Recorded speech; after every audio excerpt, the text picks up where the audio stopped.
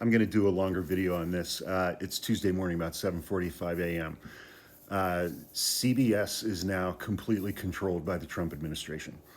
For folks who don't know, the late night comedy shows, uh, Colbert, Fallon, Kimmel, they film their episodes at like 5 or 6 p.m. East Coast time. And then they don't air until about 11:30 p.m. East Coast time. So there's a 5 or 6 hour gap between the recording of the episode and the actual airing of the episode. Last night, Stephen Colbert had on as a guest and interviewed him during the taping Texas Democratic Senate candidate James Tallarico. James Tallarico is polling extremely well against the Republican candidates for that Senate seat, including incumbent John Cornyn.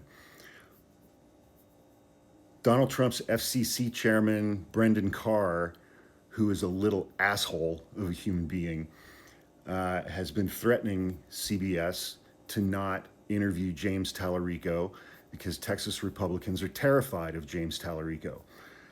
Jasmine Crockett is also polling extremely well against their Republican candidates.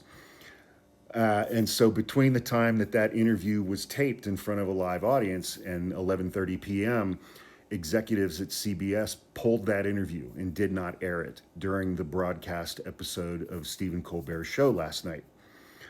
Brendan Carr was threatening them with something called the Fairness Doctrine, that you have to give equal time to opposing candidates. Somebody might want to let Fox News know that.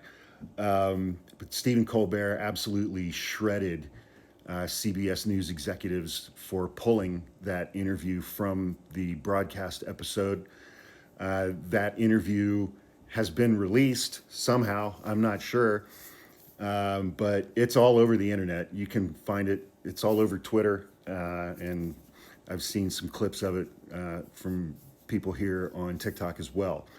But the point is that CBS News, the Ellisons, Larry Ellison and his son, I think his name's David Ellison, who now owns Paramount and Skydance, and Paramount owns CBS, and he brought in Barry Weiss to take over the news division of CBS, and she's cratering it.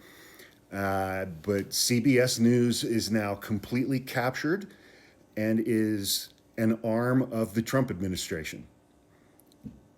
And yesterday, Anderson Cooper announced that he's leaving 60 Minutes after 19 years.